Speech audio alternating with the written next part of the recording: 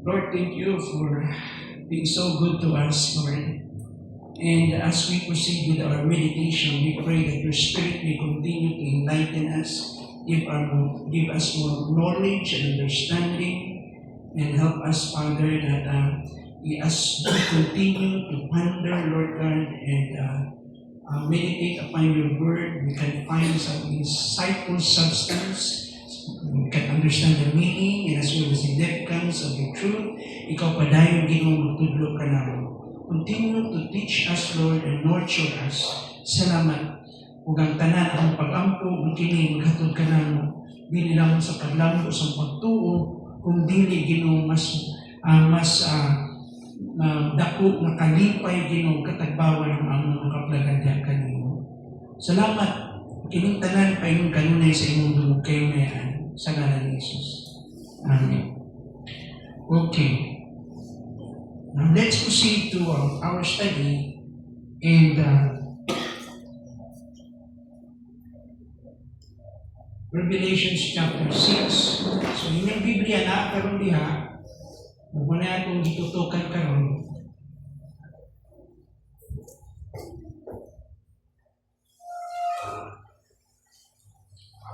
Ang panalangin ni para sa ako personally ay tungod kay ako mismo ma-push ko, madasig ko, mabalikan kanunay kini nga topic. Oo. Actually, una na kong teach ni 1 year and a half sa Medina, yung entire book study ng Revelation. Daghang mga libro, siguro mga 5 ka libro na. Pagbalik uli na ako, the second time around, detach na ko siya. So nakita na po na ko, samtang tanaw kagbalik sa pulong sa Ginoo. Na yung mga banggitan niya, mulot tayo makita. Kanya ito, kayo natagain mo linaw. So as we walk through this, allow me to help you to walk through this study, let's continue to think and meditate atong pamalandungan kini. Now let's proceed. Dinhi sa Revelation chapter 6, atong tutukan na sa inyong big screen, ingon dinhi mga igsoon, na naka sa verse 3, so we are going to open, ingon dinhi sa atong study, the Lord began to open the second seal, ang ikaduhang silyo, dito sa binilot na kasulatan. The scroll with 7 seals, atong gisgutan ka to na according to sa mga nagtuon niini, yung mga scholars, ingon sila nga this is, according to Riley, this is the book of human destiny. This is about the story of atong the entire program of God for redemption. O makita nato ang Ginoong Hesus mismo, the very judge himself, ang maoy rightful claim to open the book. After that search from heaven, who is worthy to open the book? And after that event, makita nato si Jesus, siya ang ni-appear. So yung first opening dito sa first seal, we found out last time sa atong study na there was this white horse that appeared na ay usa ka puting kabayo with that rider of that white horse. So, ang message ato is about peace. But this is a false peace, a counterfeit, a fake kind of peace. Dili siya tinuod na kalinaw. This is something mayroon natong short-lived, temporary kind of peace. O ang rider of the white horse is symbolic of somebody, a ruler, who will come in the future, no other than the Antichrist.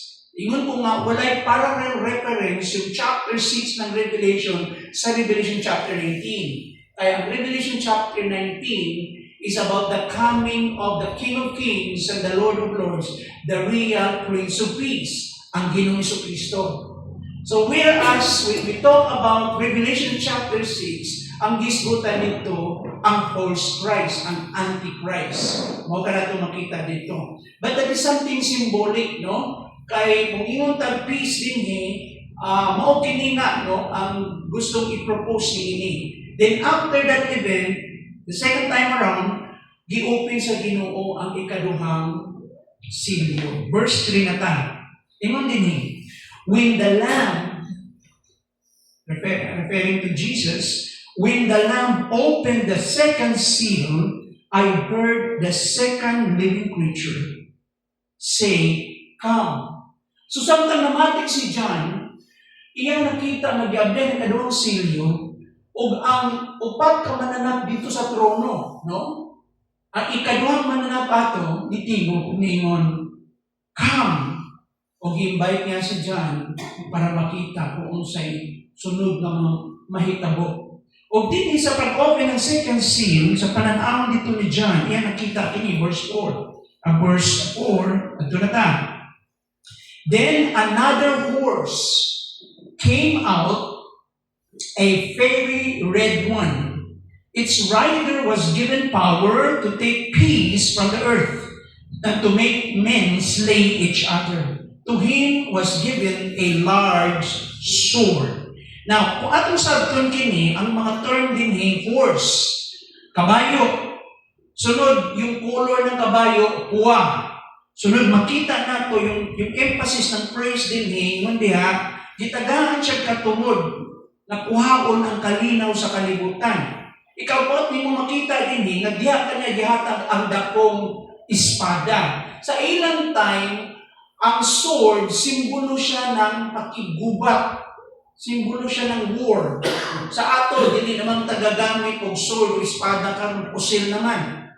Oo, so sa language ng writer ni John, sa iyang nakita dito, ga-represent ang sword dinhi o gubat. Okay, o kining red horse. Ang red horse speak about war, pakigubat. Mo pa nato makita diha, no? Next screen, atong tanaw.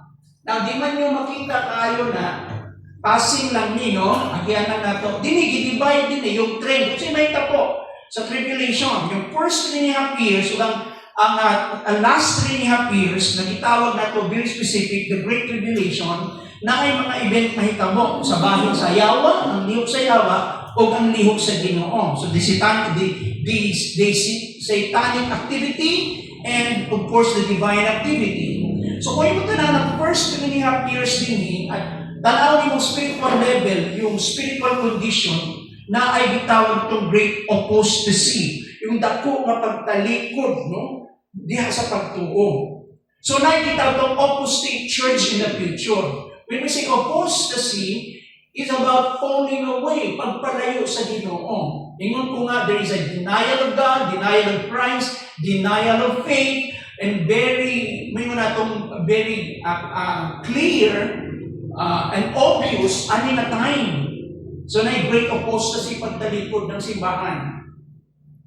More na spiritual condition, spiritual level, tungod kay na ay satanic activity nga namuhat. Sa pikas nga bahin, yung divine activity naman, yung divine influence, despite of the fact na naay gitawag natong pagtalikod, no? Makita po nato ang worldwide evangelism.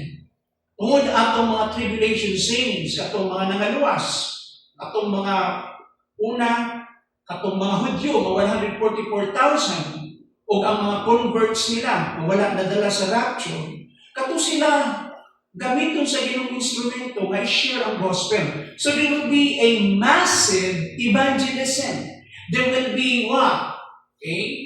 May muna itong a hunger and thirst for the truth ani na time. Kaya ang mga tao maputang ilang atensyon. Ang tribulation is a way of God's discipline to Israel that somehow will cause them to seek God. Mangita sila sa Ginoo. O dinhi makita nato ang lihok yapon sa Ginoo. There is this judgment on the other hand, in the other side, but makita po nato sa pikas na pagkabahin that there is also mercy, there is also grace working because many people will come to Christ. Now, unsay temporal level naman at temporal na sitwasyon din yun, the temporal level, na ay pagsaka o natong pagpakita ng Antikristo, the rise of the Antichrist. Ito na yung tinatawag natin appearance niya ng Antikristo. So this is the work of Satan. Pero sa pikas na bahin, bisan naarapod ang appearance ng Yawa at unay worldwide warning and judgment. Galiyok yapo ng Ginoo.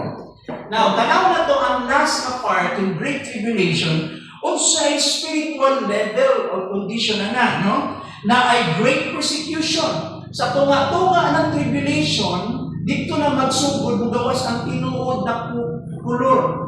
Ang totoong kulay ng Antichrist. What happened then is going to persecute the saints, the followers of Jesus or the disciples of Christ, okay, the believing Jews and as well the believing Gentiles, iyahakining pagkalutuson sila. Mao ka nang mahitabo. Pero there is also that divine activity that despite of the fact na naay persecution, na ako'y worldwide witness of the martyrs. Many will die for their faith. They will not renounce their faith. Mamatay sila para sa pagtuo o tawgon sila the tribulation martyrs. O dini makita ng lihok yapo sa Ginoo. Now, sa temporal side naman, makita natong paghari ni Antichrist sa last 3.5 years. Is really tyrant, a notorious ruler or leader. Pero sa pikas na bahid, bisa na ang lihok sa Yawa, naagya po ng divine activity. Adunay worldwide judgment of the wrath of God. Kasi ang last 3.5 years, ang pagbukbuk sa kapumot sa Ginoo, dili sa kalibutan. And this is the worst kind of what?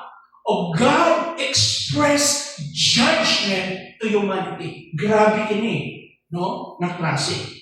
Now, ato na ta. Balikan nato ang war. Kaya mo man na itong itutukan karon. Kung tagaan na itong parallel study, ang Revelations chapter 6, 3-4, kinahanglan mo siyang tanawon siya, gamitin mo ang lens ng Matthew chapter 24 para masabtan mo yung connection sa punto ni Jesus. Remember, si John is one of his disciples.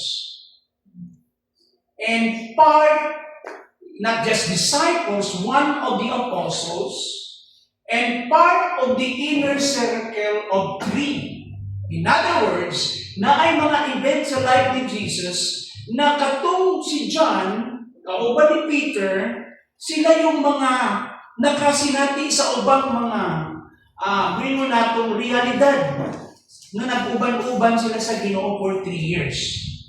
Now, when Jesus taught them, the book of Matthew chapter 24, binigyan ng Diyos ng confirmation kay John when he saw that vision. Remember sa chapter 1 ng book of Revelation, Jesus appeared to him in his glorious state, the glorified Christ. Pagkakita niya dyan, worship na lusaw as if he was dead. Natumba siya.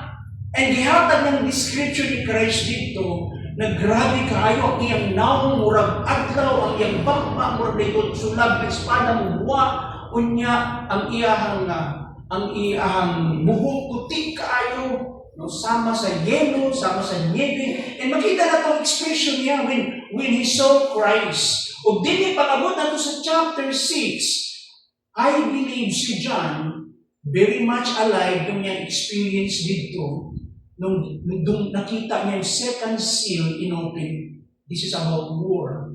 And I believe John has this reflection as well when he has that encounter with Jesus, nung kauban ko sila ni Jesus, when Jesus taught them about Matthew chapter 24, so nagitudlo ni Jesus yung Matthew 24, ang mga inhanan sa iyang pagbalik o katapusan ng mga adlaw.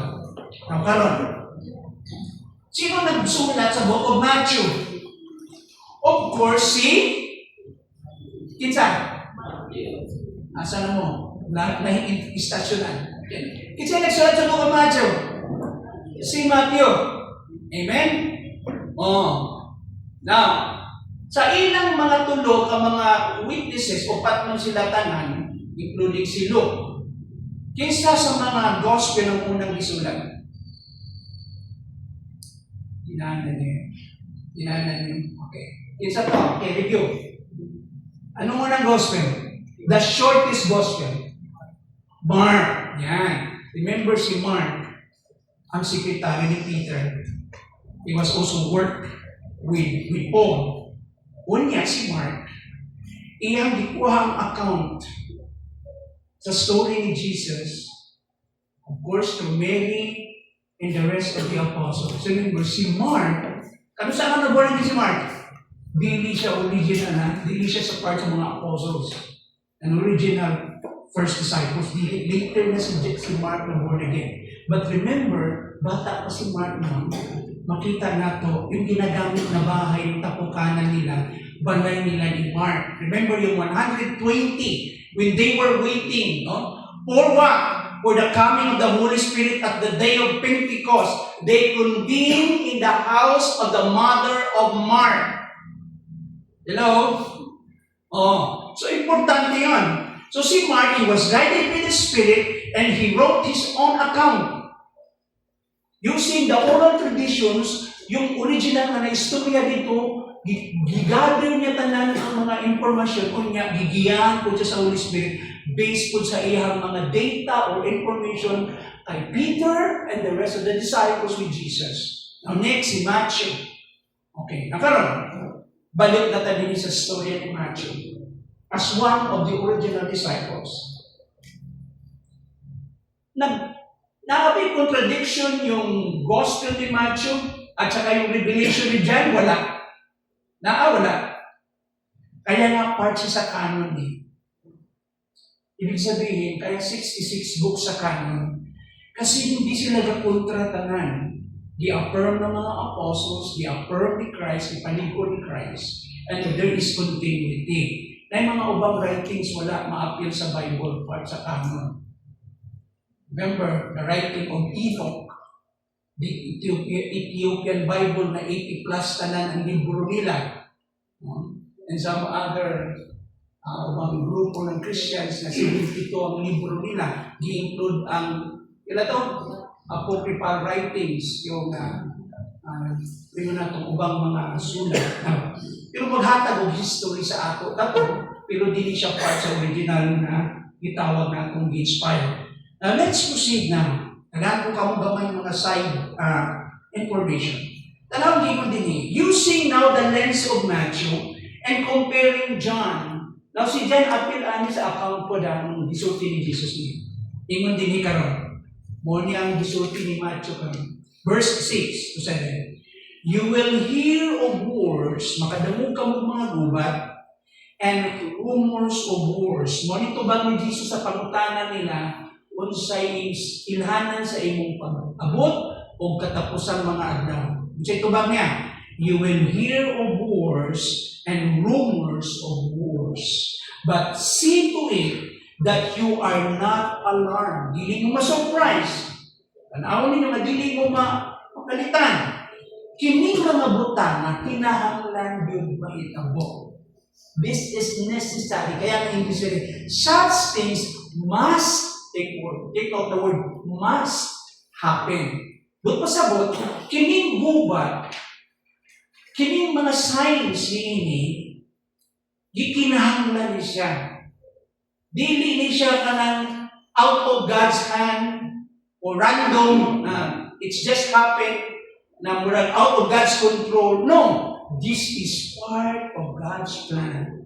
This must be happening. But, tanawa yung contrast with the next emphasis, but the end is still to come. Dili pa na ang end. Ilhanan lang to sa katapusan. Ano sa ilhanan? Na ay gubat. Now, kaniyang i-elaborate yung gubat. Kasi gusto nyo tanong, yes, na ay gubat, na ay war. Karang pagkabor sa verse 7, iyang i-elaborate yung gubat. Nations will rise against nations. So, away ng mga nasod kini. No? Try to imagine kini karon. From Europe to Asia to Middle East. Makita na to. Yung mga continents. Away din ng mga nasod. Nations will rise against nations. Now, but listen to this.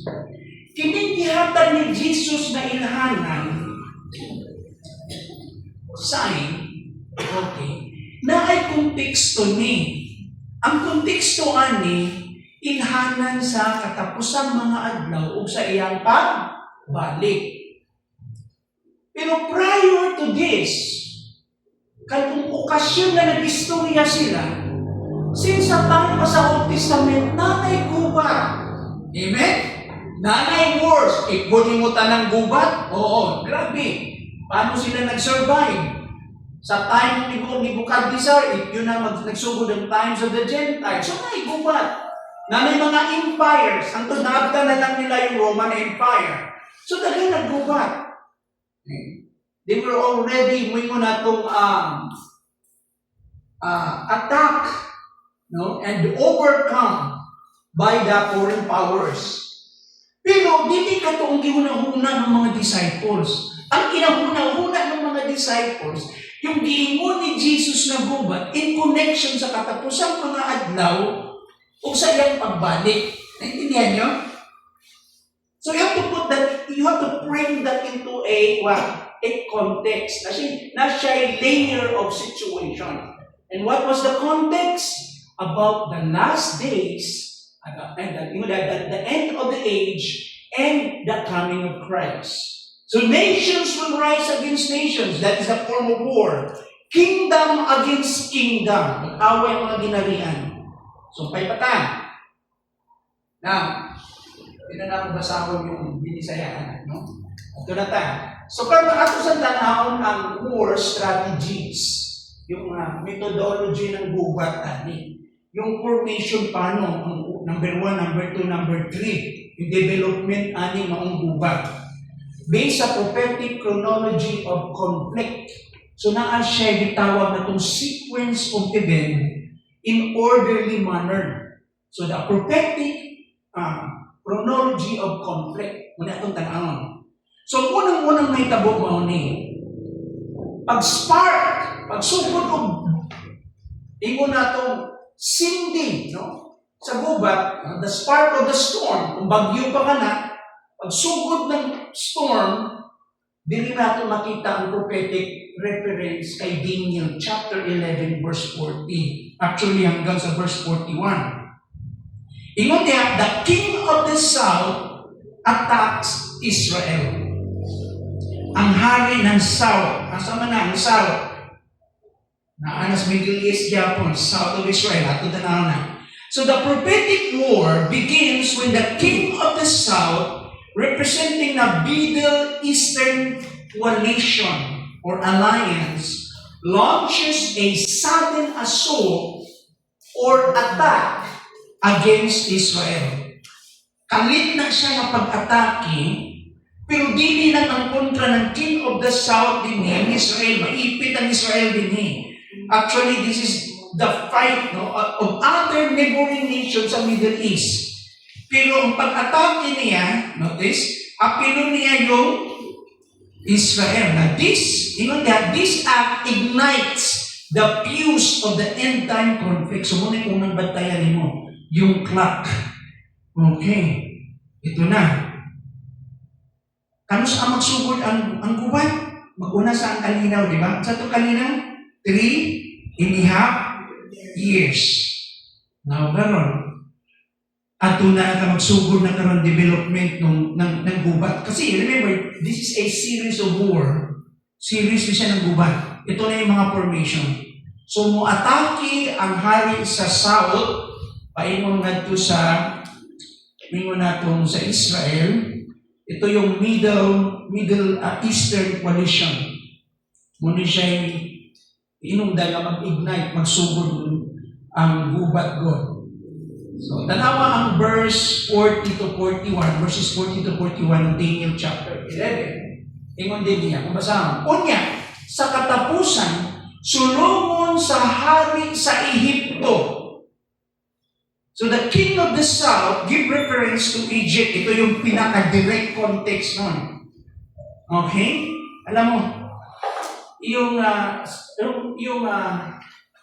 interpretation sa Bible, part ng principles of interpretation ay tinatawag na revelation is progressive. Na yung mga term ginagamit si Jesus Prenor, na yung mga term ginagamit din na siya immediate ka konteksto, pero na siya double reference sa future. in terms of application. Prophetic siya. Hindi lang siya ina-address niya yung present. Pati yung application, yung significance niya, yung importansya niya sa umaabot. Now, karon, akong basahan na yun. Unya sa katapusan sulungon sa hari sa Ehipto ang hari sa Syria. Now, literal niya, apan ang hari sa Syria nasa north. Ang hari sa Ehipto nasa south.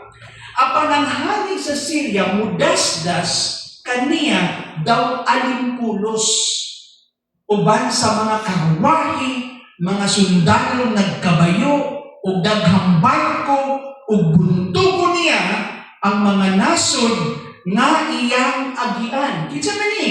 Kining hari nga nasa norte. Now, to be more specific, ang immediate context din ni ang hari sa Syria. Verse 41. Sulungon niya bisan ang yuta sa gisaan ug daghan kaayong katawan ang iyang pamadyon. Naon sa biling yutang gisaan? Israel. At least na mo idea. Now, karon, kung atong tanawon diha, the world watches, no? As Israel surrounded by hostility, makita nato gipalibutan ng Israel gud ng mga unfriendly, enemies, hostile community. And ang Israel ang mahimong epicenter or central of global tension. Di ba? Ba't pasabot ng epicenter, siya yung pinakasentro ng tension, ng conflict yun, ng tibuok kalibutan. Kung magsugod ba ng gubat sa kalibutan, kung magkaroon ng World War, ang epicenter ang Israel. The desert winds carry the sound of war. Drums are as a reminder that prophecy is unfolding. Hinay-hinang giablihan before the human eyes. Makita natin, this is part of the program of God. It's happening now. Nagsugod na ang Diyos. Hinay-hinay niya ipakita na sa mga tao. Okay, may tabo sa din niya ang mga iso. Punta nga natin historical context. Let's go to the historical context. Ang immediate context nun, ito. After Alexander the Great's death, he died in a very young age. In 323 BC, his empire was divided among 4 generals. Ang yan empire divide sa 4 ka general nung nawala na si Alexander. Na di na ako tutukan ng duha. Duha lang na akong i-highlight din because this is not our focus. Just to give you the idea na kita ba yung Egypt and Syria, so very literal sila may disgutan ani. Okay, muna akong tanong. Unang-una, si Ptolemy I Soter, ruling from Egypt, became known as the king of the south. Okay? Kasi at that time, may very powerful ang Hellenistic Empire, Grecian Empire. And when Alexander died, as the empire, na-divide yung empire into 4. Unya, ang naghari sa Egypt, si Ptolemy I Soter. So, nahimo siyang king of the south.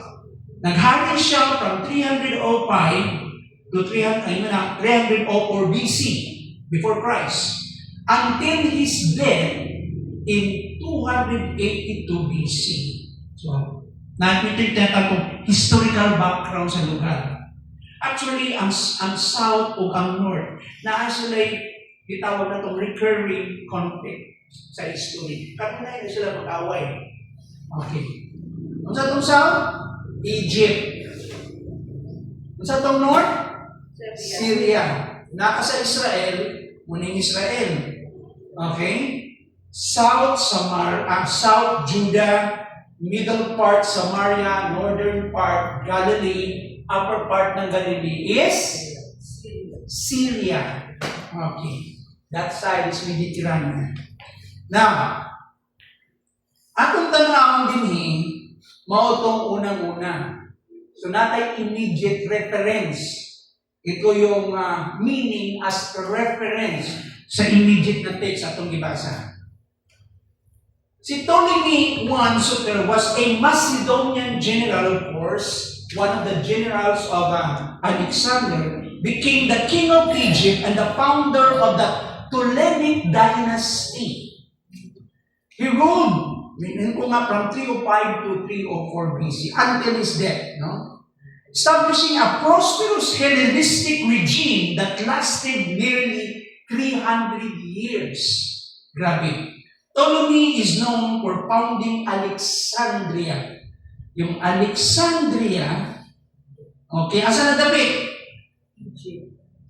In Egypt. Remember, doon kabut ni. Kung sa'yo ko sa Alexandria. So, we're talking about Egypt. Okay. Which became, Ptolemy is known for founding Alexandria. Siya yung founder niya. Which became a major center of Greek culture and learning. Kaya ang Alexandria, talagang very flourishing place ka na siya because of the influence of Ptolemy. And for his diplomatic efforts that shaped Egypt's political landscape. Kaya sa time ni Christ, no, makita nato ang Egypt, although makita nato nag na siya, control sila ng mga Romans, pero kung makita nato, grabe yung history ng Egypt, yung dinaanan ng Egypt. Now, ano sa naitabo okay, let's go to survey, kaya. Ano sa naitabo yung period ni Alexander? 400 years of silence. The 400 years of silence before the New Testament. Remember yung Bible natin? Pag-end ng BC, di ba naalala nyo? Bago pumasok ang New Testament, na ay gap ng zaman. 400 years of silence. Okay, educate us. Nanong silence man.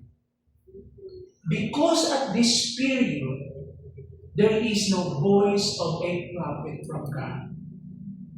Dito na nung nanggawas yung mga nag-branch out na ang Judaism noon. Dito din mo makita ang Pharisees, Sadducees, Essenes, Zealots, and various forms of the Judaistic religion. Kaya pagbasa niyo beginning the book of Matthew sa entire New Testament, itingalakan kung siya mani, wala kami sa Old Testament because we have the 400 years. But only good for 400 years of silence until the last prophet of the Old Testament came in the person of John the Baptizer as the forerunner of Christ. Now, gano'n. Balikan natin. So, maokini ang time na yon. Kinsa ikaduhang general ni Alexander naman na mauoy nag-rule, naghari sa Syria. Si Seleucus I Nicanor. Taga-ubay ba pilido? Nicator pala, sorry. Seleucus Nicator, ruling from Syria, became the king of the north. Okay.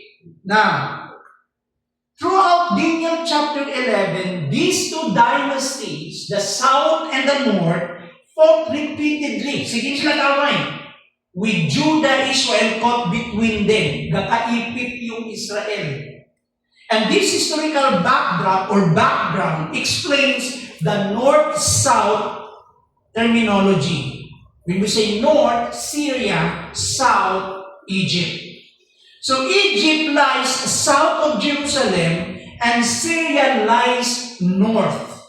Mao ka na ito makita diha. Now, tagaan na ito karoon ng lens sa eschatology.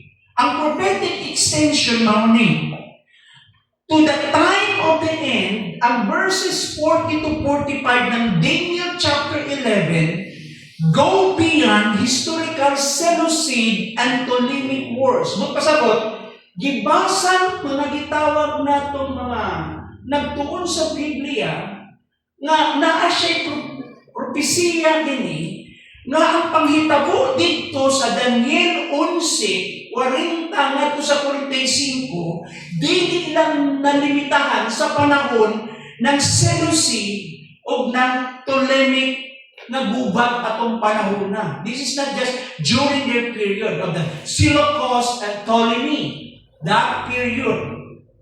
But pasabot, many scholars believe the interpreters, balikon ko, many scholars interpret these verses as foreshadowing the future global conflict during the tribulation period.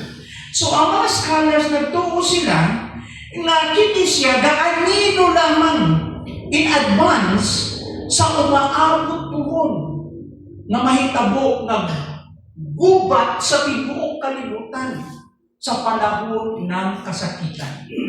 Ano ba? Naunsa man kini. Tanawan ninyo. So the king of the south, okay, and the king of the north, and makita na kung king of the south symbolizes Middle Eastern alliance, often identified with Egypt and Arab nations that will push out Israel, initiating the final war. So, sa future, ito na yung alliance ng South, the Southern gitawag confederation or alliance, Egypt and the Arab nations in the Middle East. Okay. The king of the north, okay, in the prophetic event, led by Russia and northern allies, responds with overwhelming force in Ezekiel chapters 38 and 39. So kung basahin mo yung entire 2 chapters ng Ezekiel, okay, these chapters give reference to the kingdom of the north. O makita nato din yung Gog and Magog that give reference to Russia. Now, the Western Confederacy naman, o the Western Alliance, tells us about the future and the United Nations. Yung future, Europe and the United Nations. Yung Europa, mga nasod na naa sa West, sa Europa. Magkaroon, tutukan nato kini. Ang ikaduhang event, ayaw mo kawala, itutukan nato dili. Sa itong unang mahitabo, sa may natong pagsugod, ang strategy ng war, unang-unang mahitabo, na unang mahitabo, spark ang gubat sa Middle East. Amen. Kinsay unang manuka diri? Ang Southern Alliance and the Northern Alliance. Kung maipit yung Israel dito. Sunod, na makita nato din karon ang the Northern Bear moves. Ito na yung Russia. Anong punto? The Northern Bear, ito yung symbolic, represent sa bear. Tells about the Russian people, the Slavic people. The Northern Bear moves. So Russia joined the attack. Headed by Russia, joined the attack against Israel. Asa na ito makita ka na? Ito na yung mga reference. Akong basahan ng Ezekiel 38, 14 to 16, ingon din busa tao, sultihi si Gog, nga ang Ginoong Diyos nag-ingon. Okay. Pasultihan kuno si Gog, na ang mensahe gikan sa Diyos, o mao kining gingon sa Diyos, nag-i-address dito para kay Gog. Ingon diha, busa tao, sultihi si Gog, na ang Ginoong Diyos na gingon, sa adlaw nga magpuyo na, nga maninawon ang akong katawan. Kitsa ba ning iyang katawan? Ang Israel. Kung saan mo, sa adlaw nga magpuyo na, nga maninawon. So there is a 3.5 years of what? Peace. Ayan. Sa adlaw nga magpuyo na, nga maninawon ang akong katawan, ang mga Israelita, mahasula ka niini. Sulunga sila, gikan sa imong gipuy-an, sa labing layong bahin sa amihan, the farthest north, sa 12 bahin sa amihan.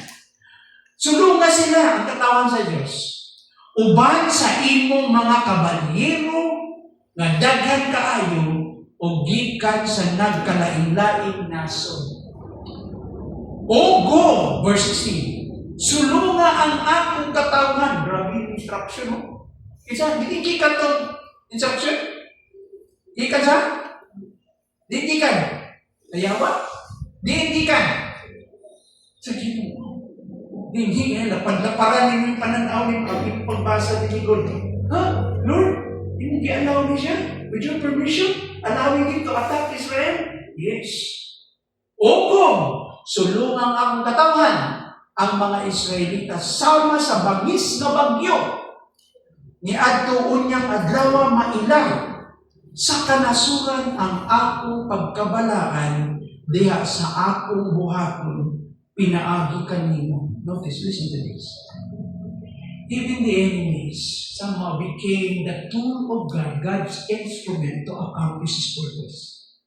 Tungod sa kagamhanan sa Ginoo, walay nagalaing gamhanan diri sa yuta, bisan ang kaaway, mahimong instrumento sa Diyos, matuman lang ang iyang katuyuan. So there is this wisdom behind, Now, basahan na ko. Verse 14. Daniel 11, verse 40 to 41. Unya sa katapusan, sulungon sa hari sa Egypto, ang hari sa Syria, apan ang hari sa Syria, mudasdas kaniya, daw animpulos uban ang mga karwahi, mga sundalong nagkabayo, o dagang barko, o buntugo niya ang mga nasod na iyang agian. O grabe, hindi ka sa norte. Verse 41. Sulungon niya bisan ang yuta ingon niya sa saan o daghang kaayong katawan ang iyang pamatyo. So nani siya referring sa future. Now, the northern bear moves. Yan, buba. So as the southern armies strike, sa diyang matake ang southern armies, mga sundalo from the south, the king of the north, led by Russia, marches down from the cold steppe toward Holy Land. Muatake yung Russia. In that day, when my people of Israel dwelt safely in peace, shall thou not know it? And you shall come up against my people of Israel as a cloud to cover the land. Ay, grabe. Baga kayo. Murag panganod, murag i-cover yung tao sa kadaghan na. Ezekiel 38 verse 16. So this northern invasion, usapin ka pag-atake, the northern invasion from Russia fulfills Ezekiel vision. Gituman yung pananaw ni Ezekiel. A vast alliance of nation, baga kayo na gitawag nato nga ang alliance ng mga kanasuran ilang sa paghari ni Gog o Magog. Ingon niya, under Gog o Magog. So si Gog, asa siya? Tagadiin si Gog. The Gog of Magog, driven by greed and hatred, descending upon Israel. So naa ka na. So ang sa'y naghatag nila motivation din, ang sa'y driving force din. Ang ilahang kahakog, ang ilang kasuko, take sila sa Israel. And the world trembles as the northern storm clouds gather. So mga ang kalibutan ko, maano ko din, magpulog ang kalibutan ng mga katarungan sa mga mahitabo na pag-atake. Matuloy ka daw punto yung pag-atake ng Northern Alliance. Karon, musulod na ang Western Alliance from the West. So, una, South, North, then West. The Western Confederacy intervenes, will intervene, musulod sila sa eksena. Europe under the Antichrist. So, Europe had been federated under the Antichrist will come to protect Israel. Grabe yun.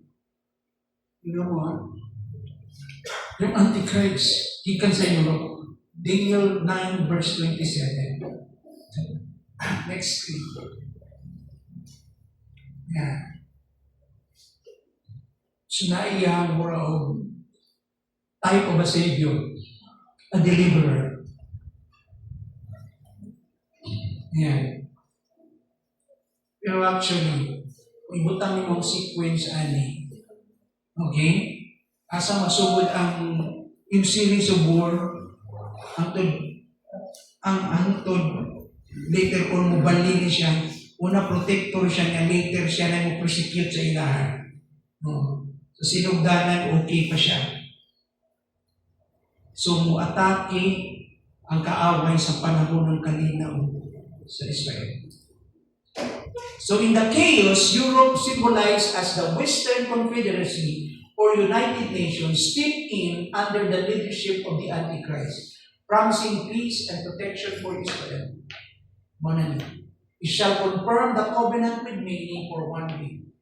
So in other words, atong klarohon, para dili ko may mga inconsistent sa ato. So panahon ng kalinaw, atakihon sila. So naigubat may tabo.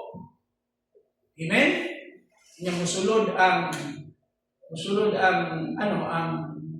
Antichrist. Okay? Mo intervene sila. Pagkahuman, mo promise mo na sit up. Okay? Under the leadership. Muhimo siyang kasabutan. Taliwala sa kasabutan, ayun nga ito sa tribulation ito yung tragedy na mo strike. The Antichrist is wounded unto death. So ito nakaroon ko bang madunungin ng teaching na I saw one of his heads as it were wounded to death. Sa Revelation chapter 13 verse 3. No? Na nakita na ko ang usa niya kasungay na ang usa niya ka ulo, heads, as it were wounded to death. Now, kung sabi ni Gisgutan sa Revelation chapter 13, ang mananap. Ilang ka pong ulo sa mananap? 7. O napulo ka? Sungay. Yan.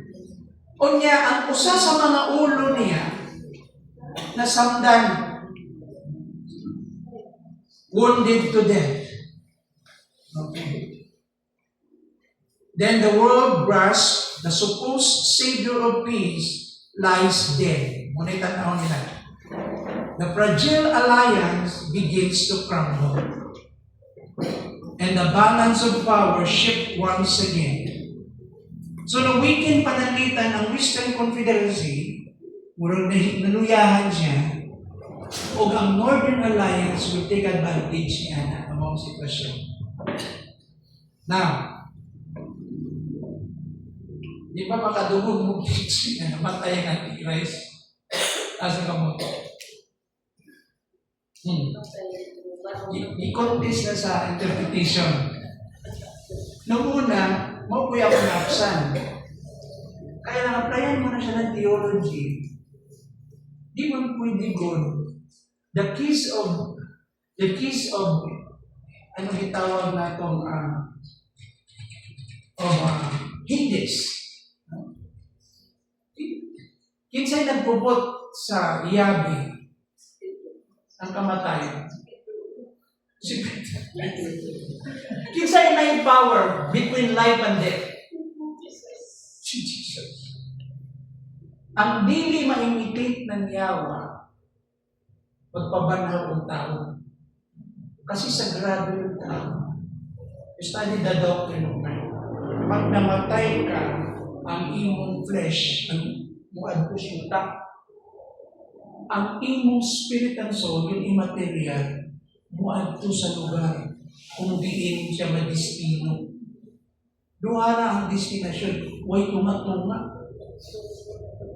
Okay.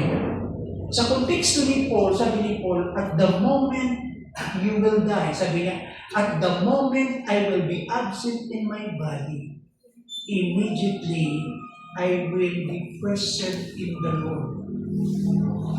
pasabot ang kalang di na magsuroy-suroy. So sa oras mamatay ang usa ka Kristofano, immediately he will be ushered to the presence of God. Wala na siya agian. Dili biblikal yung 40 dias bago na pagkaman namatay. Si Jesus nabanaw 40 dias, flesh and bone. Nabuhi siya. Dili siya ghost, dili siya kanan. Now, asa ka kopya na? Gantay-tag na imbit mo. So, ang kalag, wala siya gawon na magbuot siya. Madali lang siya, okay, nawiling pa ko. Nakuyutan din, namatay man ko ako, kasulat sa akong, diyan na, last will, no? Ang testament. Paano ko na, bayi, bakit namatay man kong galit? Di na sa kumuli, pahilong na sa ako ni. Kalagong siya lang. Kanang mabilib, ano na siya, kanang sa Eastern religion na siya mabilib. Balik na dito. Now, mauna ang mga igsoon, ang naalay gahong kakupot sa kinabuhi, na gahong buhay tao, ginuura. Okay? Ang mga propeta kanya itong itagaan niya gahong sa time ng mga apostles din. But the power is from God. Only God. Hindi na kanya ni Satan. Ikalawa, ang unbeliever, ang walang naluwas, ang makasasala, dili pwedeng mapanhaw sa dili pang gitakda sa Ginoo. Naay saktong pagtakda sa Ginoo sa pagbanhaw ng mga nangamatay na dili naluwas. Pagbanhaw sa ila, automatic atubang sila sa judgment. Yan, ako nung namatay, Antichrist. Kunyawa. So, asa ng kalag niya? Mura na lang siya kalukaba.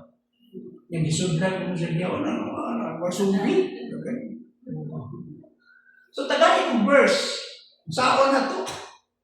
Kasi, notice, hindi pwede yun. That is abominable. Hindi. Talagang, ang Ginoo. Bisa kung sa pakakagamanan, dili mo pwedeng i-contradict yung mo na itong truth ng Ginoo. So the best interpretation of somebody na namatay, I think is the system. Okay? Yung isang government, o system, o paghari, kunya na yung restoration of body. Not literally the person. Okay. Yung sa'yo, nakita ko din eh. So, with the Antichrist gone, notice, hindi yung perspective. Wala na. The king of the north, in reference to Russia, seized the moment. Gamito yung opportunity. Russia turns sideward, attacking her Arab allies. Ito na yung northern betrayal. Iyahang i-double cross ang iyahang mga allies. Russia turns against her allies. So, Russia turns southward, of course, sa Middle East, yung mga neighbors niya, mga alliance niya, attacking her Arab allies and betraying those ones stood beside her. So, dati niyang amigo, kontra ko niya. So, nasa tendency controller po niya ang Middle East.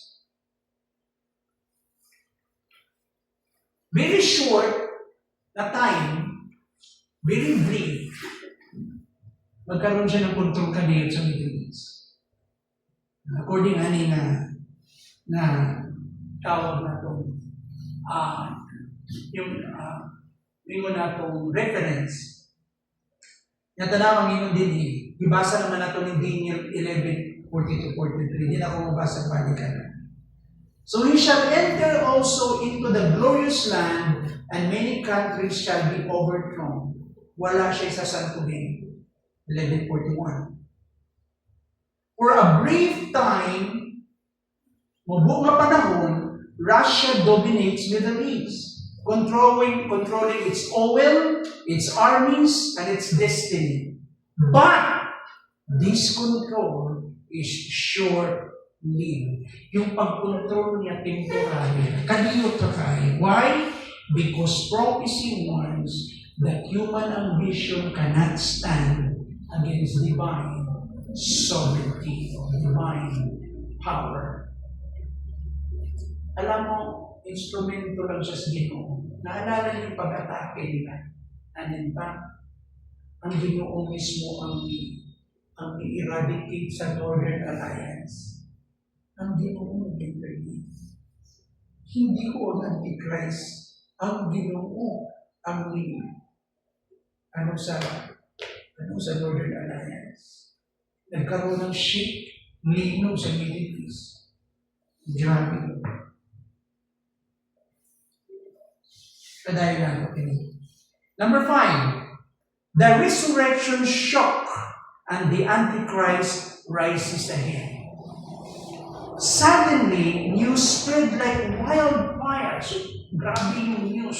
Spread out. Paspas kayo. Murag yung siga sa kubon ba? And the Antichrist has risen from the dead. Now, don't take it literally. Sabi ko nga. This might be a certain system or power na kadiyot medyo luwadaan siya ng yung natong influence. But then, it becomes alive na nagkaroon ng itawag natong revival balik sa iya. Chapter 13 to 4. So his deadly wound was healed. Grabe yan sa man, pero naayo ra. And all the world wondered after the beast. Remember yung beast? Dili siya tao. Grupo siya ng mga naso ang mananaw. The world stunned and ingon niya, awestruck, na tingalagod sila o tuod niya na ilang gisimba na murag Diyos good ang beast. His resurrection becomes the turning point, the pinaka-pivotal point that the dawn of the great tribulation. So asa ni? At the middle of 7 years tribulation. So dito magkaroon siya ng powerful na balik. Kanya maghari siya dito magsugod na karoon ng great tribulation. The resurrected beast, yung pagbalik ng European alliance, very powerful, now demands allegiance. Inyan yung mga tao, iyang i-demand na yung loyalties mga tao. Blasphemes the true God, iyang pasipalaan ang tinuod na Diyos, o makigubat siya sa mga gibalaan sa Ginoo. Ito na yung persecutions. The stage is set for the final confrontation in the Armageddon, where Christ Himself will return to crush the kingdoms of men and establish the eternal reign in the 1,000 years millennium. So, kinsay mabiling na ruler sa kalibutan sa pagbalik sa Ginoo? The Southern Kingdom, Southern Alliance, the Northern Alliance, the Eastern Alliance or Confederacy. There is no division of various alliances. Ang may tabo din, there is only one world ruler. And He unified all the kingdoms of the world under His leadership.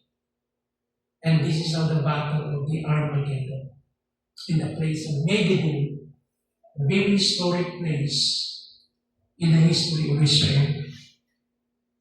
Very historic yung lugar na yun. Tanang mga gubat halos dito na italo sa place of Megiddo.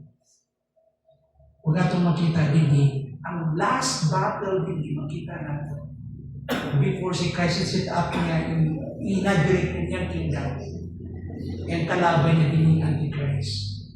Remember yung Antichrist will also set up the trinity of wickedness, the unholy trinity. The dragon, the first beast, and the second beast. Kinsa yung dragon? Si Satan, ang first beast na mayroong mukha. Isa represent sa first beast, yung Antichrist. The second beast, that he gave his complete loyalty to the first beast, and he was given authority from the second beast, and of course with the empowerment of Satan, the dragon. Sino yung second beast? The false prophet. Listen to this. He will imitate Elijah so that the chosen people will believe. There was this longing for the people of God that one day Elijah will come. And this, supposedly the role of God, the Father, the Son, and the Holy Spirit, okay, will be copied by the Trinity of wickedness. The dragon, Satan, first beast, the Antichrist. And the second beast, the false prophet, will take the role of the Holy Spirit. And he will exercise wonders, powers. And he will be like Elijah. So try to imagine if you are Jewish, you would and probably be. I have still time, taas na time. We will discuss more the false prophet. He was from the Jewish origin. He was from Jewish origin. He came from the earth, not from the sea. And the scholars believe magikan siya from the Jewish blood. So talagang naintindihan siguro niya dalihon ang Joseph Peter. So din yan yung bahina na ay revival talagang ma-restore balik yung iyahambun ang iyang samahan. So yung pinaka-powerful na alliance ko, yung Western Alliance, ug ang buhaton sa Antichrist is solidifying yung against Christ. So may atong reflection na this prophetic sequence or chronology is not just a timeline of war, dili istorya ng gubat lang. Usa kini kasalamin of human pride and divine justice. Ngayong tao bitaw, mawalay Ginoong padayon ipakita ng pagsupak ng Ginoo. Kung makita ko nato diri hustisya sa Diyos. Nations rise and fall, alliances shift, powers deceives, but God's word stands unshaken forever. Para sa mga magtotoo or believers, these prophecies, kini nga mga propesya, are not meant to instill fear. Ang katuyuan nini dili aron magtanong og kardo, kung dili magtanong og pagtuo. Not to instill fear, but rather faith.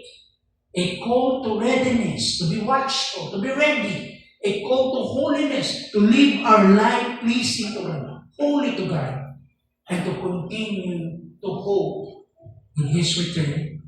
So when these things begin to come to pass, kung mahitabo na kini mga butana, then look up hangad and lift up your heads, for your redemption draws nigh.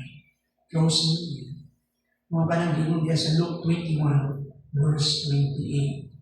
Ang pangutana ko karong gabi yung mga how the war started. Saan sa mapaagi ng sugod ang guba? Let's read. Sige, tumagan niyo. Kanusa nagsugod ang guba? Sa pag-uli ni mo, way nilungag.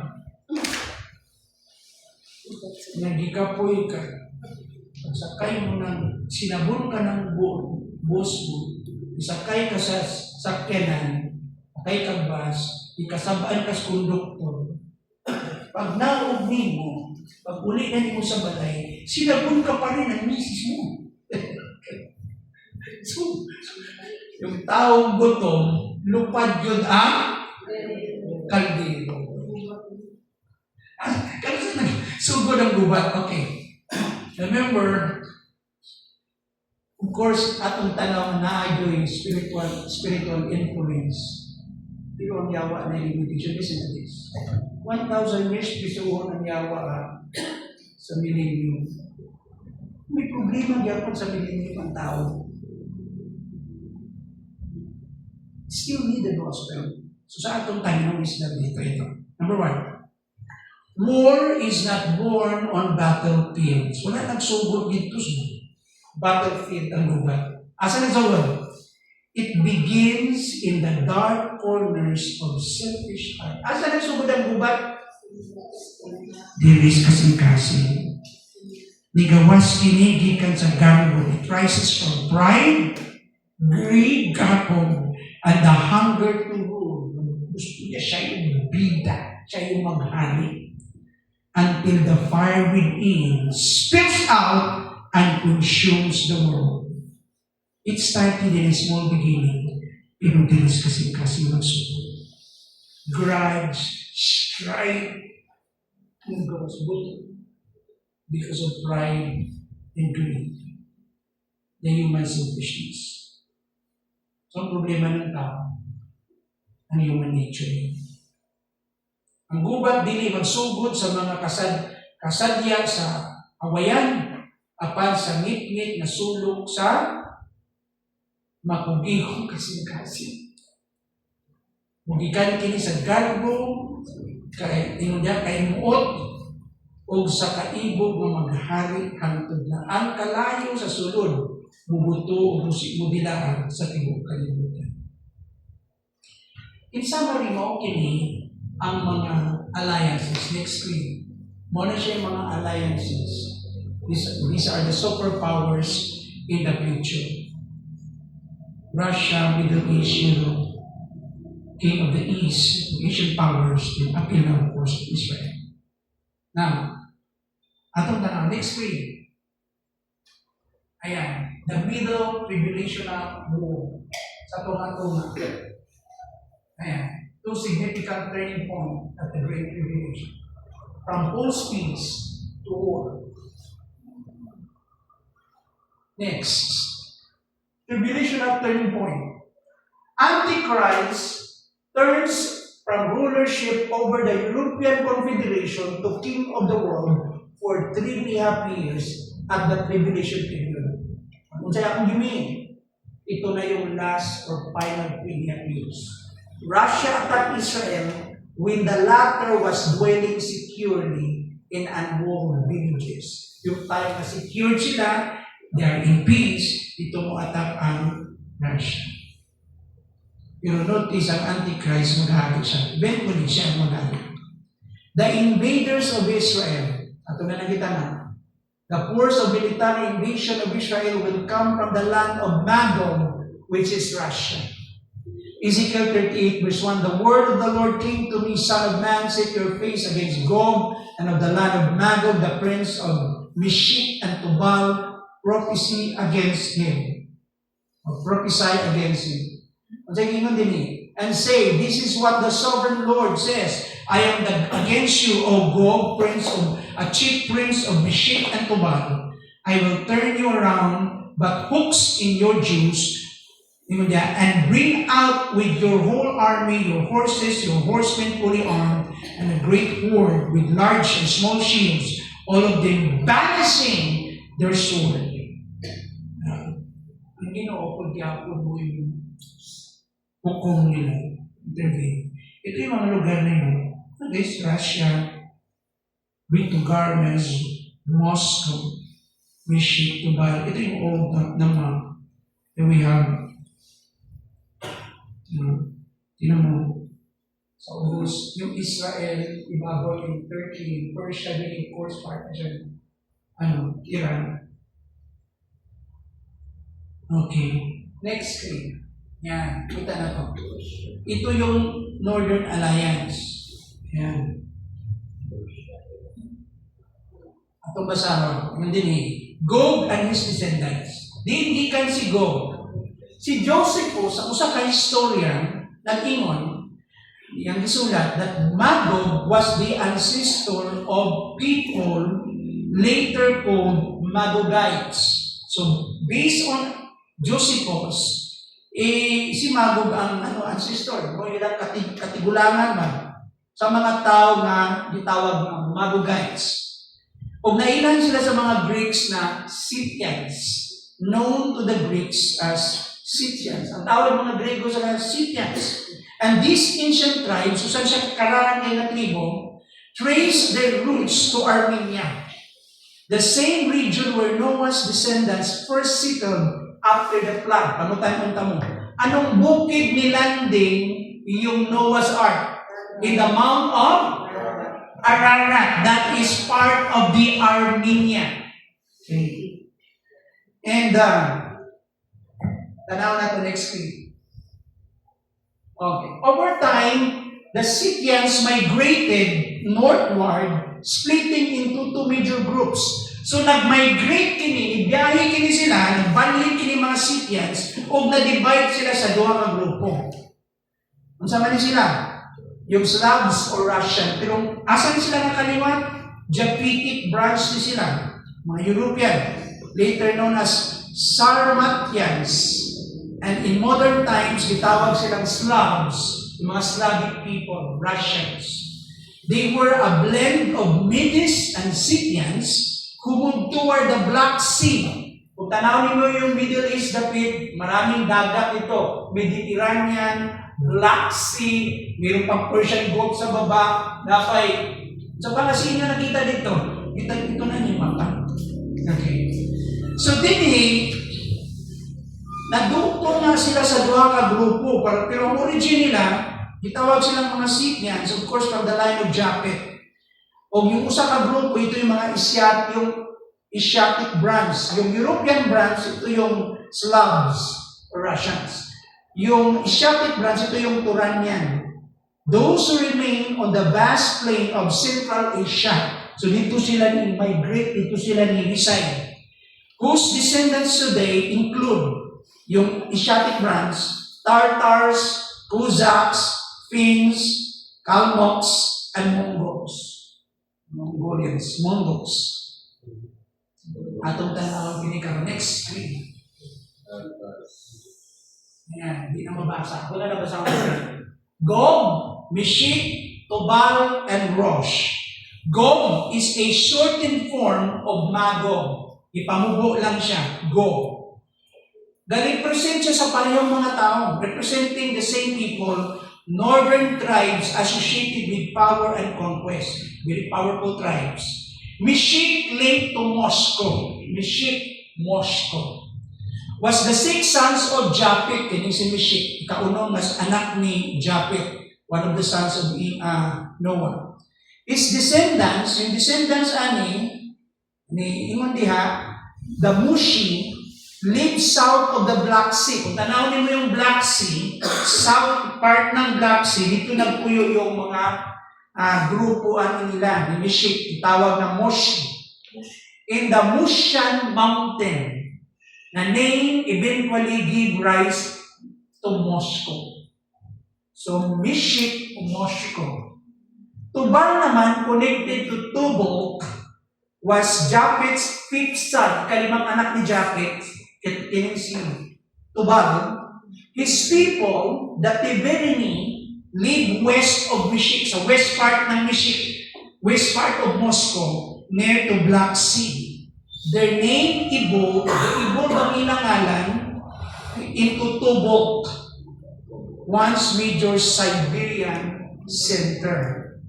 Now, yung Rosh naman, di-interpret siya na Russia. Rosh, interpreted as Russia, is described as the prince, as the chief prince.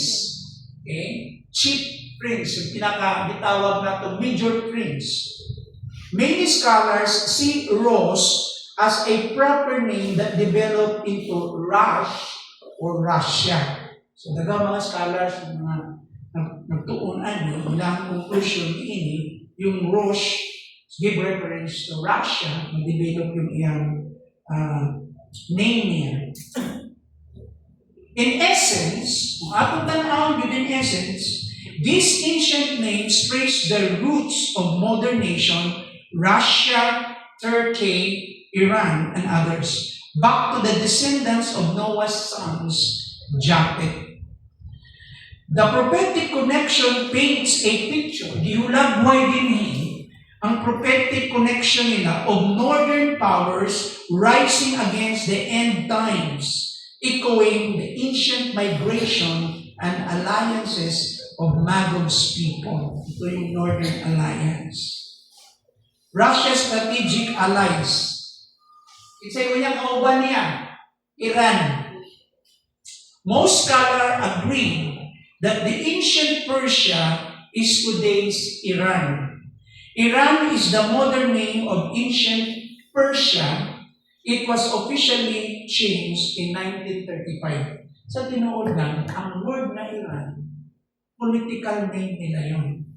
Pero yung ilaha, yung culture, yung way of life nila is Persian. It changed na noong 1935. So Ezekiel predicted in 2,500 years ago that Iran would be pro-Russia. So gipredict na daan na in the near future, magiging kakampi siya ng Russia. The first nation federated with Russia will be Persia. Makita nato sa Ezekiel 38 verse 5. In October 1932, a significant treaty, sa importanteng kasagutan, was signed between Russia and Iran or Persia, stating that in the event of war, sa ilang kasagutan, sa panahon mo abot ang gubat, ang Soviet forces ng Russia pwedeng musulod nga muagi sa Iran na walay itawag resistance o musupak. So Soviet forces may pass through Iran without resistance in order to attack Mesopotamia. Give me the modern name of Mesopotamia. Iraq. Naalala yung history, yung battle between Iraq and Iran. Okay. Kakampi ng Iran ang Russia. Okay, next. Ayan. Pag mo-atake siya, okay, pwede siyang muagi sa Iran na walay itawag natong resistance o walay opposition, walay musupak. Next week. Russia's strategic allies, Gomer. In the present time, ang Gomer karon, ang Germany, kaaway sila. Sa tinuod lang.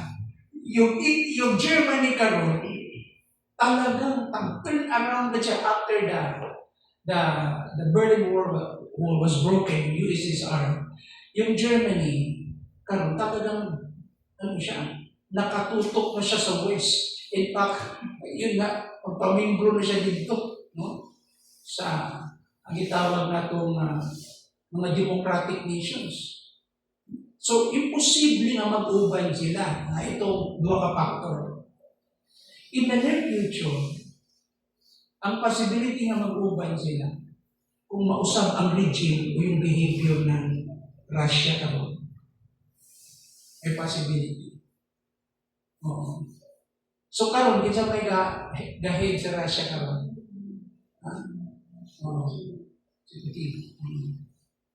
The Socialist Republic. Nato tanan. Gomer was the eldest son of Japheth, son of Noah.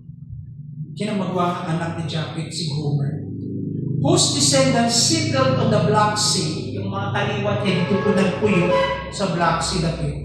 And then spread south sila south and west into Eastern Europe, which is today Russia.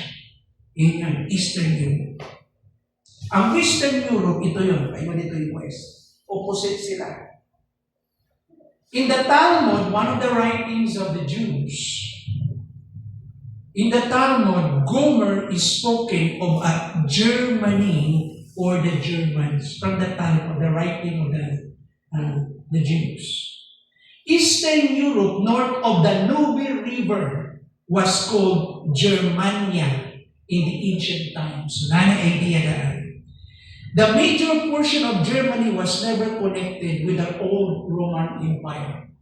So, major portion yan. Nung nag-spread out ang ang Rome before it became an empire, yung iyahang dako nga bahin wala gyud na entirely na control ng Rome during that time. Ito yung Gomer. Next week. Yan. Gomer was the son of Japhet and descendant settled in the Black Sea. Kung imong tanaw ng Black Sea, imong tanaw asa dapit. Yan. Asa ang Gomer dapit? Nasa ubos ng Russia.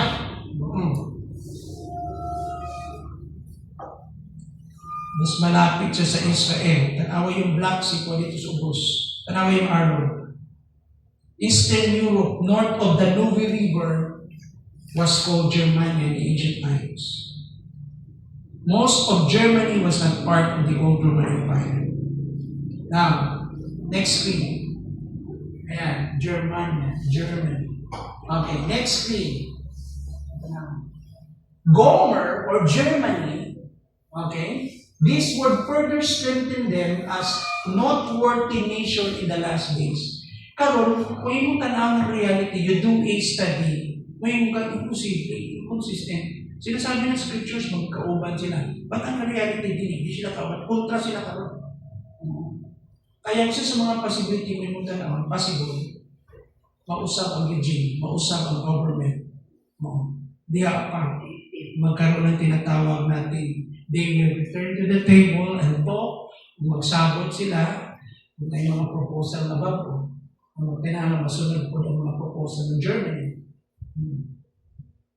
So, may possibility magiging allied sila ulit. Of course. Unay po siya. Kaya nga mga magka-amigo karoon, later on may mga kaaway. Mga naso. Tanawa ang sunod, Tugarma. Napamuli sa doon na still have time. 10 minutes. 10 minutes. Russia's strategic allies Tugarma or Turkey. Ancient name, Asia Minor. This is generally identified as Turkey or Armenia, although it is extended by some to include Central Asia.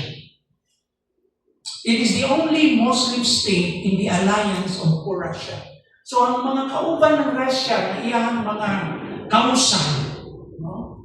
Iyahang mga allies, kinilang ang Turkey ang naglahi.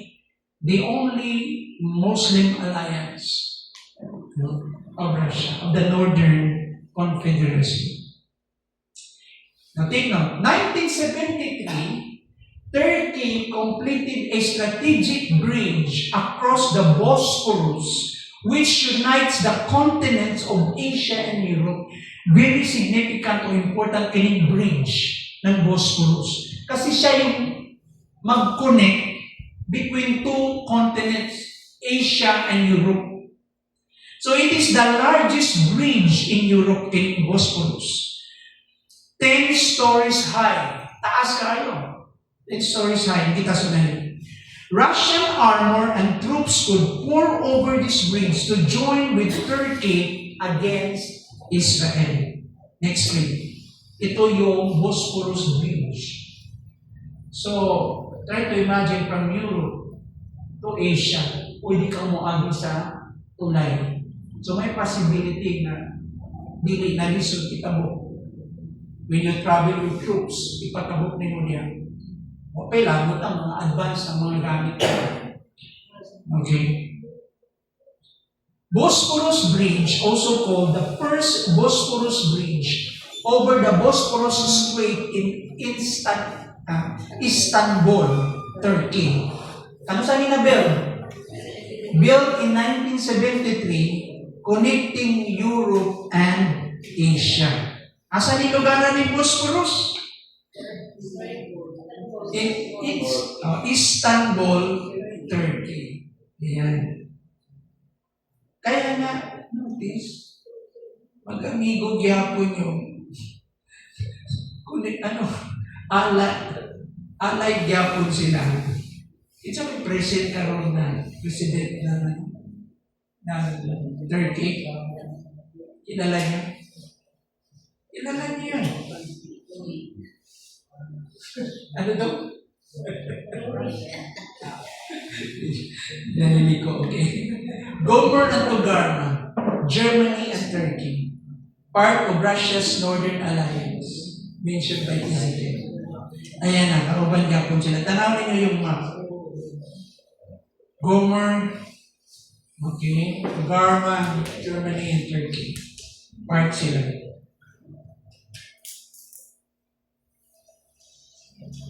The invasion of Russia Northern Alliance, next week. Yan, against Israel. So, ipakita nato yung Gomer of Turkey during the time of the tribulation. Next week. Isgutan na nato ang time of invasion. Yung time ng invasion, yung pagsugod na ng pag-atake. Yung time of invasion. Tap ko time? Wala. Ito na lang din. Okay.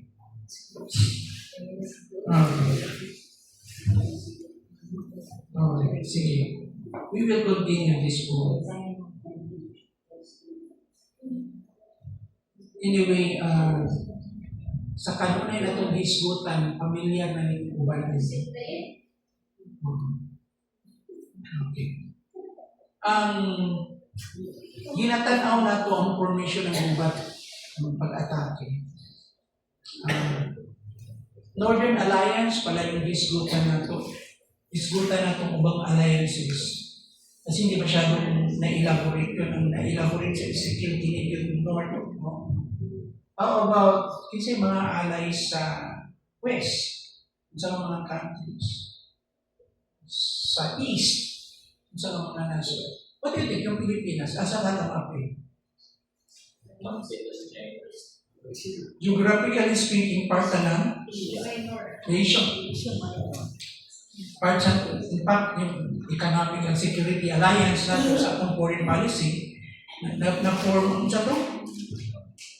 Sa ito mga, aside from the Indo-Pacific Alliance na apil ng Australia, apil pa yung ubang naso.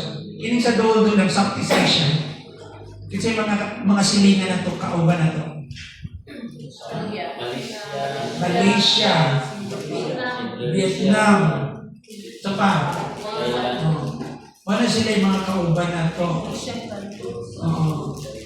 Nya karon sa bagong formation nila, ang chairman karon, ang chairmanship na kay BBM.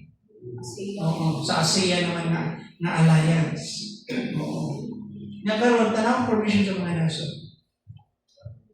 Nga naman, or ano man na siya, for economic security and yun na itong and of course, ito itong for peace. No?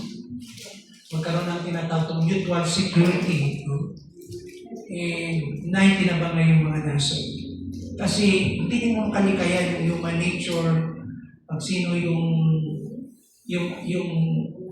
regime, yung present government, na kung very powerful yung nation, na dili pa yung democratic na itindisingan, usay na ay mindset na ano ba, murag yapon kapariha ka ni adto, no?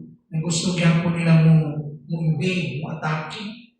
Na di naman ang uso karon. Although hindi na mahitabo, kasi hindi na mahitabo na walay gubat kay naamagod ng ano bro, for survival ha. For example lang, mag-overpopulate ang kalibutan. Pila na ka billions? Pila? Pila ka billions? 8? 9? Namoy update sa population na to? Let's see. Magkaroon ng 8.3. Try to imagine ha? Okay. Habang kita lang 115 million Filipinos. Asa tagasalig sa itong pagkaon? Siyempre, yung domestic product na ito, agriculture, fisheries, livestock, apil na ang farm. Okay? Papilabot atong mga importation. Ang Pilipinas, kung na pumunta o dyan na, dagat, dagang patagisda. Pero kinabantayan. Ano lang? Ang ubay. Pero, kailang isda. 400 kape. Mahal ng gasolina yan. Nag-joke. One time nga, nag-joke ko ba? Joke lang ito. Ako lang kung dahil ko alam attention ng ano ba. Hilig mong kumamumidya ko sa akin. Pila ang post na? 500 sir. Asa tayo nagikuha sa South China Sea? Hindi siya man. At siya isakyan. Hindi yung pangatawa sila na nakasabot ko. Kay daghan ng agian na si Juan de la Cruz ang finally maghatag og tax kay kada traders patungan man niya so permanente sila na kay income ang consumer ang totoong gabayad sa tax kasi ang pagbunot ng presyo ikaw na kay ikaw may ipalit sa imo na tanan so ang problema na karon ano yung problema ka na bitang paano tayo solusyonan ng local government o ng region na katong mga namin na buhay magkaroon ng balanse ko pa o ng mga consumers. Sa inyong tanaw, kung kamo akong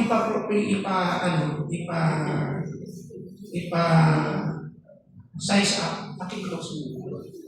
Kung kamo akong ipa-size up,